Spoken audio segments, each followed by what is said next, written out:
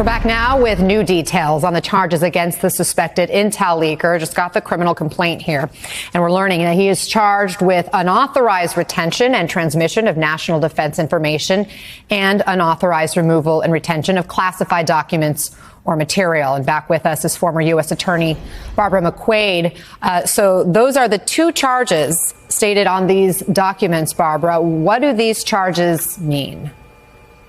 Well, they're both very serious charges. The first one, the Espionage Act charge, is the most serious. It brings with it a 10-year penalty. It makes it a crime for someone to willfully remove or transmit national defense information. The other one is a 5-year penalty. That is the one that makes it a crime to remove classified information. So by charging both of these, it strikes me as a wise choice because strategically it will cover everything that he may have possessed and then shared. Some things are classified but don't relate to the national defense. Some things are national defense but are not classified. By charging both of these, they will cover the universe of everything that he might have shared.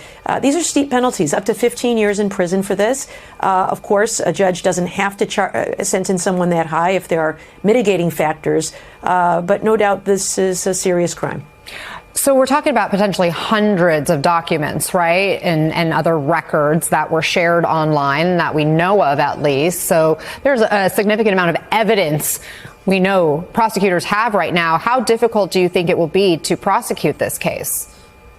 Well, it will depend on the facts, but I think that there are a couple things that we'll need to show. One is that he's the person who did it. It seems that based on what we've seen in reporting, that evidence is going to be strong. There will be an electronic paper trail from his computer and his access that can probably show that he accessed the documents at the same time that they were compromised. There are also photographs showing screenshots that match up with his parents' home where he lived.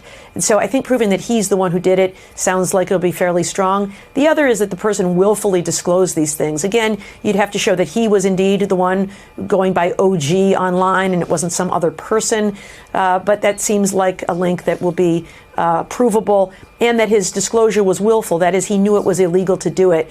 Based on the kinds of training and policies and warnings that all people with classified backgrounds get, I imagine it will be difficult for him to somehow say he had no idea he wasn't supposed to share these things. So my guess is it'll be a strong case, but of course the evidence will matter.